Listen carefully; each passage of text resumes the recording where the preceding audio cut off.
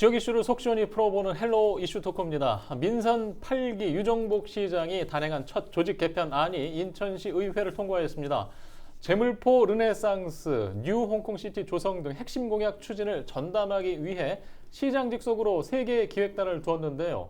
하지만 남북교류협력 담당관실을 폐지해 의회에서 질타를 받기도 했습니다. 조직 개편에 나타난 민선 8기 유정복호의 시정 방향을 이야기해 보겠습니다. 함께할 두 분 소개합니다. 이도형 청운대 연구교수와 유재홍 전 인천시 의원 나오셨습니다. 안녕하십니까? 네, 안녕하세요. 안녕하세요. 네. 자, 지금 유정복 시장의 어떤 빠른 조직 개편 모습을 보고 또 두 분의 의견을 좀 먼저 듣고 이어가도록 하겠습니다. 어떻게 보셨어요? 일단 유정복 시장님이 그 8년 전에 인천시에 입성을 해서 4년 동안 운영을 했고 또 4년간 또 낙선을 해서 절치부심하면서 여러 가지 고민과 생각을 많이 했을 거라고 좀 봅니다. 그래서 내공이 쌓인 만큼 이번에 빠르게 조직 개편을 해서 이행하는 건 뭐 당연하다. 또 그리고 유정복 호에 이번 민선 8기 유정복 호에 자신감이 실려 있지 않나 저는 이렇게 판단했습니다. 예. 이 교수께서는 어떻게 보세요? 저도 비슷한데요. 속도감에 있어서는 최고 수준이 아니었나라고 네. 생각이 됩니다. 유정복 시장이 8년 전에 시장에 취임했을 때는 해를 넘겨서 1월 달에 조직 개편을 단행을 했었거든요. 그 후에 박남춘 시장은 그보다 좀 빠른 10월 달에 조직 개편을 완료를 했습니다. 그런데 그보다 3개월 빠른 7월 달에 바로 취임한 그 달에 바로 조직 개편을 했다는 점에 있어서는 정말 빠르다라고 평가할 수 있을 것 같고요. 거기 뭐 앞으로 얘기를 하겠지만 정무부 시장 명칭을 바꾸고 또 유 시장의 공약을 하루빨리 이행하기 위해서 뭐 기획단을 출범시킨 거 아니겠습니까? 그런 점에 있어서 그 관련된 조직 개편이라는 점에 있어서 저는 긍정적으로 평가를 하고 싶습니다. 다만 정해진 입법 예고 기일을 지키지 않았다는 점, 그리고 시의회에 금요일 날 이거를 통보를 했거든요. 그리고 나서 토요일 날 일요일 지나서 월요일 날 상임위에 올리는 시의회에서 심의할 시간을 너무 촉박하게 줬다는 점, 그리고 정무부 시장 인사 간담회를 조직 개편하기 전에 하려고 시도했던 점에 있어서 좀 비판받을 여지가 있다고 볼 수가 있습니다. 예. 일전에 그 안상수 시장님 이후에 연임 재선에서 나오신 시장님이 그 유정복 시장님이 그 다음입니다. 그래서 그만큼 시에 대한 개념을 갖고 있고 또 빠르게 할 수 있었던 건 그 전에 4년간 해봤기 때문에 여러 가지 구상 면에서는 이번에 빠르게 물론 질타받는 부분도 없지 않아 있긴 한데 그래도 빠르게 간 건 시정을 이끄는 데 대해서는 굉장한 도움이 있을 거다 이렇게 판단합니다. 네. 이번 임기 시작과 함께 또 회자되고 있는 것이 이제 정무부 시장 명칭 변경에 대한 내용인데 지금 균형발전 정무부 시장의 명칭을 문화복지 정무부 시장으로 바꿨어요? 네. 자, 이게 내용도 어떻게 변화가 있는 거죠? 이번 조직 개편에서 가장 이해할 수 없는 부분이라고 할 수 있다고 볼 수 있는데요. 정무부 시장 앞에 문화복지라는 명칭을 붙였단 말이에요. 인사라든지 조직 개편에 있어서 최종 결정권자인 유 시장께서 판단 결정하는 거라서 나름 무슨 이유가 있을 거라고 생각이 들긴 하지만은 한마디로 좀 뜬금없지 않나라고 생각이 됩니다. 이런 다른 지자체를 보면 확연히 드러난다고 볼 수가 있는데요. 행정부시장이 2명 있는 서울시 같은 경우는 정무부 시장이 인권과 정무만을 담당을 하게 돼 있습니다.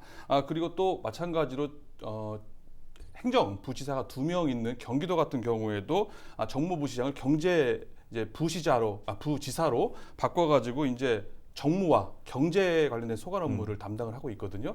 그리고 부산이라든지 대구 같은 경우 거기는 시장이 행정부시장 1명에 불과합니다만 그 역시 다들 경제부시장이라는 명칭을 지면서 경제와 정무를 담당하게 돼 있습니다. 제가 볼 때는 경제라는 걸 강조하거나 이렇지 않는다고 하면은 명칭이 어떻든 간에 서울시 차례처럼 그냥 정무부시장으로 하는 게 오히려 낫지 않았나라고 개인적인 생각이 들고요.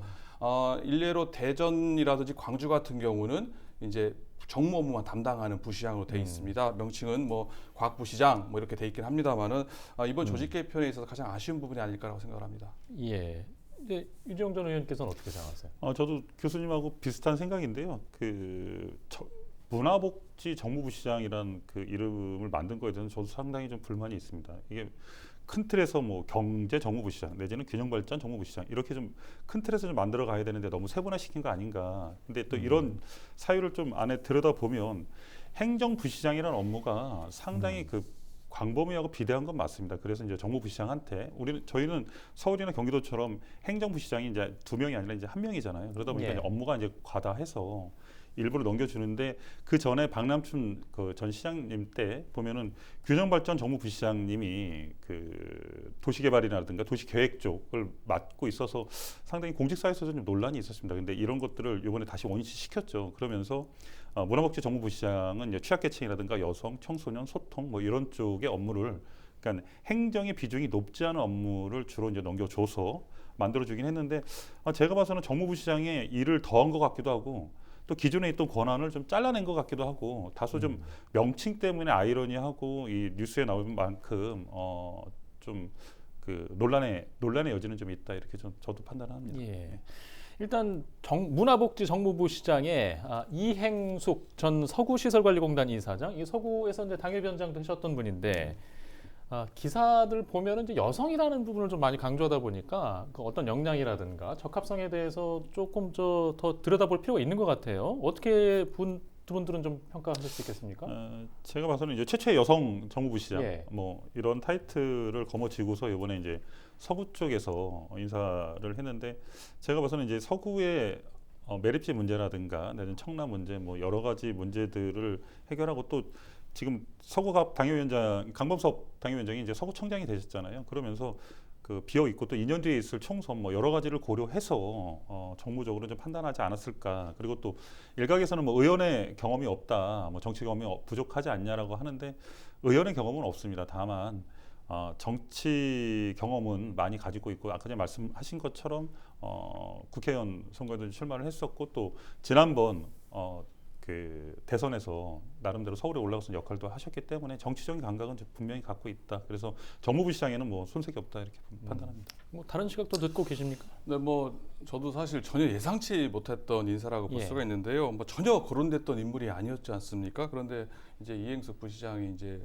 부시장이 됐는데요. 물론 앞서 말씀하신 것처럼 인천시 최초의 여성 부시장이라는 타이틀 그리고 물론 정치적 상징적 효과가 있다는 점에 있어서는 부인할 수 없다라고 볼 수가 있을 것 같습니다. 하지만 누구도 예상치 못했던 깜짝 발탁 인사다 보니까 뭐 공직 경험이 없는 거 아니냐, 정치 경험이 없는 거 아니냐라는 뭐 그래서 과연 부시장 역할을 제대로 할 수 있겠느냐라는 우려가 목소리가 나오는 것도 뭐 사실이라고 볼 수가 있는데요.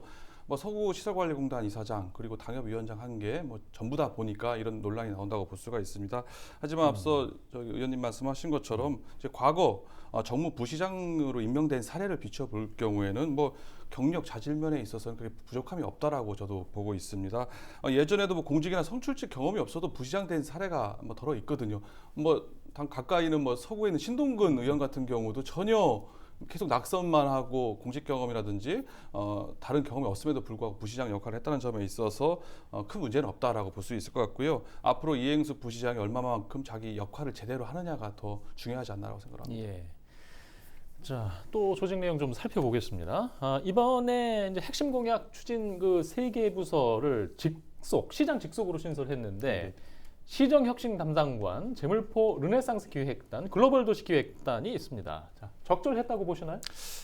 제 개인적으로는 유정복 시장의 큰 공약을 이행하는 데는 뭐 잘 선정하지 않았나 이렇게 판단하고요. 시정혁신단 같은 경우는 인사, 재정, 홍보, 그다음에 정책 이렇게 4대 과제를 중점적으로 다룰 것이고 재물포 르네상스 기획단은 뭐 여러분 잘 아시는 것처럼 그 해양수산부가 소유 중인 그 인천 내양 쪽 일대를 한 50만 평 정도 되죠. 182해배 정도 되는데 거기는 이제 경제자유구역으로 묶어서 개발한다. 그래서 인천 경제의 뭐 중심을 만들겠다. 또 글로벌 도시계획단 같은 경우는 뭐 잘 아시는 것처럼 우리 공항과 항만 이런 것들이 있는데 거기에 강화, 송도, 청라를 묶어가지고 글로벌 금융허브로 좀 만들겠다라는 큰 프로젝트를 갖고 이렇게 큰 그림을 그릴 수 있는 건 그래도 유정복 시장이니까 가능하지 않았나 저는 그렇게 말씀드리고 싶습니다. 네. 예. 이도현 교수께서는 어떻게 저는 뭐 반반으로 생각을 합니다. 예. 유정복 시장의 제1호 공약이죠. 재물포 르네상스라는 공약을 실현하기 위해서 뭐 기획단을 만들고 또 뉴홍콩 시티를 뭐 추진하기 위해서 뭐 글로벌 도시 기획단을 만든 거에 대해서는 상당히 잘했다라고 생각을 합니다. 자신의 공약을 이행하기 위해서 하루빨리 조직 개편을 하는 점에 있어서는 기본적으로 바람직하다. 물론 뭐 공약의 실현 가능성은 여기서는 논외로 한다 하더라도 자기 공약을 실천하기 위한 첫걸음, 시작을 위해서 이 조직 개편 빨리 하는 것은 상당히 높이 평가할 수 있다고 볼 수가 있을 것 같고요. 하지만 시정혁신단은 조금 우려스러운 점이 있다고 볼 수가 있습니다. 이제 핵심 공약을 추진하기 위해서 뭐 인사, 재정, 홍보, 정책 관련돼서 4대 과제를 중점적으로 살펴본다고 했는데요. 이게 잘하면은 좋지만은 어떻게 보면은 모든 시장의 전 영역을 부문을 망라하기 때문에 잘못 운영될 경우에는 이제 옥상옥의 개념이 될 수가 있기 때문에 이 점은 앞으로 유정복 시정부에서 유의해야 될 점이 아닐까 생각합니다. 네. 자, 이제 신설 조직도 있지만 없어진 부서도 있습니다. 남북 교류 협력 담당관실이 바로 이제 사라진 부서인데 왜 그랬을까요? 일단 남북 협력 그 담당관실은 없어지지만 그게 축소된다고 보시면 될 것 같아요. 남북 협력팀은 그대로 이제 유지를 하고 있기 때문에 기존에 뭐 아시는 것처럼 지금 박남춘 정부 또 문재인 정부 시절에 초기에는 남북 교류 사업이 굉장히 활발하게 이루어지다가 그 이후로 들어서면서 좀 이렇게 차츰 이렇게 사그러졌잖아요. 그러다 보니까 이제 업무 영역이 굉장히 많지 않았고 그래서 그걸 없애는 대신 이제 청년 정책 담당관실을 하나 만들어서 또 운영을 하게 되고 그러니까 조직이라는 건 사실 그때 그 정치 상황 내지는 또 국내외적인 상황에 따라서 달라지기 때문에 제가 봐서는 축소하고 새로운 그 단을 신설해서 운영하는 건 제가 봐서는 뭐 당연하다고 봅니다. 예. 마찬가지로 의견 좀 말씀해 주시죠. 저는 개인적으로는 좀 바람직하지 않다고 생각을 하고 있는데요. 하지만 윤석열 정부 출범에 따르는 뭐 달라진 대북관을 반영시킨 걸로 뭐 여당과 같은 또 국민의힘 소속 단체장인 인천시 입장에서는 뭐 당연한 수순이라고 생각을 합니다. 실제로 윤 대통령이 국방부 조직 개편을 통해서요. 문재인 정부에서 신설했던 대북 정책관을 이제 폐지를 했어요. 그리고 이제 방위 정책관을 이제 신설을 했단 말이에요. 마찬가지로 서울시 역시 남북 관계가 경색됐다. 그리고 코로나19로 실질적 남북 교류가 거의 없었기 때문에 그동안의 남북 협력 추진단을 뭐 축소하는 조직 개편을 지금 최근에 또 내놓은 상황입니다. 마찬가지로 서울시나 인천시가 이런 맥락의 일환이 아닐까라고 생각이 되고요. 뭐 인천시 역시 이런 정부 여당의 뭐 기조 흐름을 뭐 자연스럽게 따라가는 거라고 볼 수 있을 것 같습니다. 기존에 중앙정부에서나 이 남북 교류에 대해서 이렇게 집중적으로 할 수 있지 지자체에서 사실은 단독적으로 이런 거 운영하거나 이런 게 굉장히 어렵습니다. 그러다 보니까 이제 중앙에서 축소되니까 그렇죠. 지방도 당연히 이제 축소되지 않았나. 그간에 뭐 성과는 없었던가요? 박남춘 전 정부 때는 뭐 나름 노력을 많이 해오긴 했습니다만은 당초 목표에 비해서 성과는 미진했다라고 평가할 수 있을 것 같습니다. 서해 평화라든지 남북 교류는 박남춘 전 시장의 1호 공약이었습니다만은 취임 후에는 이게 후순위로 사업 수혜가 밀렸다는 점입니다. 시민단체에서도 이런 점에 대해서 상당히 비판적인 시각을 보이기도 했었는데요. 실제 공사에 착수한 서해 남북 평화도로 말고는 제대로 된 게 사실 거의 없다라고 해도 과언이 아닌 상황입니다. 뭐 서해 평화협력청이라든지 UN 평화사무국 같은 경우는 아예 진행조차 하지 못했고요. 서해오도 남북 공동 어로 구역 내지라든지 아니면 접경지 규제 완화도 제대로 되지 않았다는 면에 있어서 제대로 된 성과를 보이지 않았다라고 좀 부정적인 평가를 할 수가 있을 것 같습니다. 앞서 말씀하신 것처럼 대부분 이게 인천시가 아니라 중앙정부인 국가에서 해야 될 일이라는 점에 있어서 기본적으로 사업 추진에 어려움이 있었다, 한계가 있었다라고 볼 수 있을 것 같습니다. 일단 앞에 이제 저희가 다룬 내용 중에 이제 신속하게 판단해서 공약했던 것들은 빠르게 뭔가 실행하는 모습들을 좀 일부 보고 있는데 다른 의견들도 좀 이렇게 들어가면서 해야 될 필요성도 있잖아요. 어떤 주민 의견 수렴이라든가. 두 분은 어떻게 생각하세요? 지금 이게 충분하다고 보십니까? 유정복 후가 출범하고 사실은 뭐 조금 불통스럽다라는 얘기가 주변에서 조금 들리고 있습니다. 그건 앞전에 말씀드린 것처럼 유정복 후가 지난 그 8년 전에 입성해서 4년 동안 운영을 해봤고 또 4년 동안 절치부심하면서 여러 가지 생각과 고민을 해봤기 때문에 아마 자신감이 팽배해져 있다. 그리고 이런 얘기들은 앞으로도 계속 들릴 거라고 저는 봐요. 왜 그러냐면 지금 현재 모든 그 일련의 정책들과 인천을 어떻게 움직일지는 유정복 시장 혼자 지금 머릿속에 갖고 있거든요. 이거를 전체 지금 조직이 서 있지 않았기 때문에 이걸 뿌려내지 못하고 있습니다. 그러니까 이런 점에서는 당분간은 이 불통의 소리 계속 들릴 것 같고 앞으로도 아마 그 시장도 해봤고 뭐 그 장관도 2번이나 해봤기 때문에 자기가 이런 행정이나 이런 쪽은 내가 잘 안다라고 아마 이런 자신감이 좀 팽배해 있지 않나. 좀 우려스러운 부분도 없지 않아 있긴 한데 지금으로서는 하여간 이런 소리를 들을 수밖에 없는 구조다. 저는 이렇게 보고 조급한 있습니다. 마음이 좀 나타나고 있는 게 아닌가라는 느낌도 좀 있는 것 같아요. 어떻게 생각하세요? 저는 뭐 이제 공약 부분하고 이제 인수위 관련하고서 좀 구분해서 봐야 된다고 생각을 하고 있습니다. 지금 유정복 후가 출범한 지 지금 한 달도 채 되지 않은 상황에서 공약 관련해서 일방 통행식이다, 뭐 소통을 하지 않는다라고 평가하는 건 좀 다소 뭐 이르다라고 생각을 하고요. 공약을 이행하기 위한 각종 준비, 그리고 상황을 점검하고 파악하는 데 있어서는 오히려 저는 이런 발빠른 행보가 더 적절하다고 생각을 하고 있습니다. 그렇기 때문에 발빠른 대처, 추진력에 있어서는 앞서 말씀드린 것처럼 좋은 평가를 하고 싶은데요. 이제 문제는 유 시장에 대한 불통 이미지는 이제 공약 관련된 부분이 아니라 이제 인수위 단계에서 많이 불거졌다라고 볼 수가 있습니다. 일단 인수위에서 불거진 제기됐던 각종 논란에 대해서 이제 유 시장의 대응이 좀 적절치 않았다라고 볼 수 있는 측면하고 또 인수위 보고서에 대한 공개 여부에 대해서 이제 제대로 공개하지 않았다는 점에 있어서 불통하는 거 아니냐, 일방 통행이 아니냐라는 비판이 쏟아져 나왔다고 볼 수가 있을 것 같은데요. 그 부분에 대해서는 어차피 인수위 단계는 이미 지난 상태라고 볼 수가 있고요. 공약 관련해서는 앞으로 진행 사항을 좀 더 지켜봐야 되지 않을까. 그걸 보고 일방 통행이 아니냐, 소통을 하지 않느냐를 판단해야 되지 않나 생각합니다. 조금 더 지켜볼 필요가 있다. 아까 방금 얘기하신 인수위 문서 비공개 문제에 대한 이슈인데 이게 해야 하는 게 맞습니까? 어떻게 생각하세요? 기본적으로 이도영 교수님이 말씀하신 것처럼 그 공약 관련해서도 이게 같이 연결이 돼 있는데 사실 인수위 보고서를 인천 시민 누구나 볼 수 있게끔 모든 서류는 다 공개하는 게 맞다고 저는 봐요. 기본적인 원칙은 공개하는 게 맞습니다. 다만 그 안에 그 공직자들의 여러 가지 일신상의 문제라든가 또 여러 가지 또 그 논란이 될 수 있는 것들이 없지 않아 있기도 하겠지만 그럼에도 불구하고 기본적인 원칙은 공개하는 게 맞다고 저는 개인적으로 생각합니다. 다만 그 안에서 지금 유 시장이 생각하고 있는 그 리옹콩 시티라든가 내지는 그 채널4 르네상스 사업들 관련해서 집중적으로 아마 그 보고를 받고 계획을 짠 걸로 알고는 있습니다. 근데 저는 그 공약을 만들면서 사실 몇몇 사람들이 만들었던 거에 대해서 좀 문제가 있다고 저는 봐요. 이게 모든 사람이 공감할 수 있는 공약들, 그러니까 공약이라는 게 그렇잖아요. 모든 사람들이 갖다 놓고서 그거를 옳고 그름의 타당성을 좀 봐야 되는데도 불구하고 몇몇 분들이 앉아가지고 이거 괜찮겠네 해가지고 만들었던 사업이 그 중에 하나 있습니다. 이건 제가 봐서는 나중에 다시 부메랑으로 돌아오지 않을까 저는 그렇게 판단합니다. 저도 기본적으로 인수위의 보고서는 공개를 하는 게 맞다고 생각을 합니다. 그런데 이번에 윤석열 정부 인수위에서 공개를 하지 않았거든요.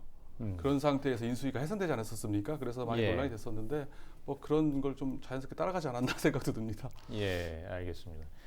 자, 이번 시의회 얘기 좀 해볼게요. 지금 이제 국민의힘 의석 다수기 때문에 유정복 시장이 행정의 탄력을 받을 것이다라는 예측은 하고 있지만 지금 조직 개편안이 생각보다 쉽게 통과되었습니다. 그렇죠. 그렇게들 보고 계시죠? 네. 자, 경험하신 분들 입장에서 어떻게 보십니까? 민주당이 과연 야당 역할을 제대로 할 수 있을까? 쉽지 않을 거라고 보여지는데요. 민주당이 좀 시정 기간 내내 끌려다니지 않을까라고 좀 우려가 되는 부분이 있습니다. 26대 14, 민주당 입장에서 수적 열세라고 볼 수가 있는데요. 14석이면 충분히 견제할 수도 있는 의석수라고 볼 수도 있습니다. 그런데 지난번 원 구성할 때 3분의 1 의석수가 있음에도 불구하고 민주당이 부의장 한석, 상임위원장 한석을 받는 데 그쳤거든요. 협상력 좀 부족했다라고 볼 수가 있을 것 같고요. 또 이번 조직 개편에 대해서도 무기력하게 본회의에 통과할 때 만장일치로 통과되는 일을 보였단 말이에요. 이런 모습을 볼 때 과연 민주당이 야당으로서 역할을 제대로 할 수 있을까 좀 의문시되고요. 저는 제대로 하지 못할 것 같은 부정적인 생각이 많이 드는 모습을 보고 느꼈습니다.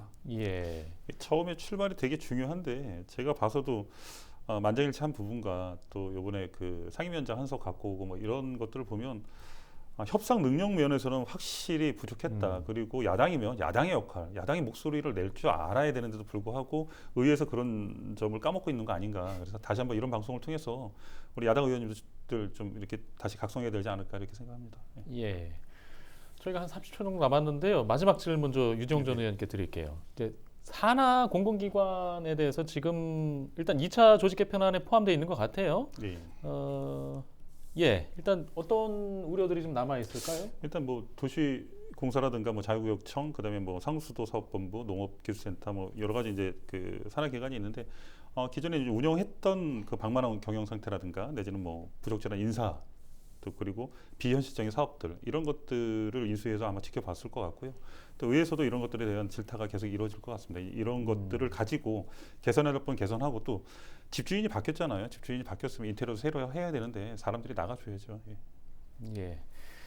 알겠습니다. 일단 뭐 조직 개편안 중심으로 오늘 이야기를 좀 준비해 봤는데요. 이제 뭐 한 달 됐습니다. 정책 방향이나 앞으로 새로 나오는 것들에 대한 말씀하신 대로 시간을 두고 지켜보면서 계속 이야기하는 시간 준비하겠습니다.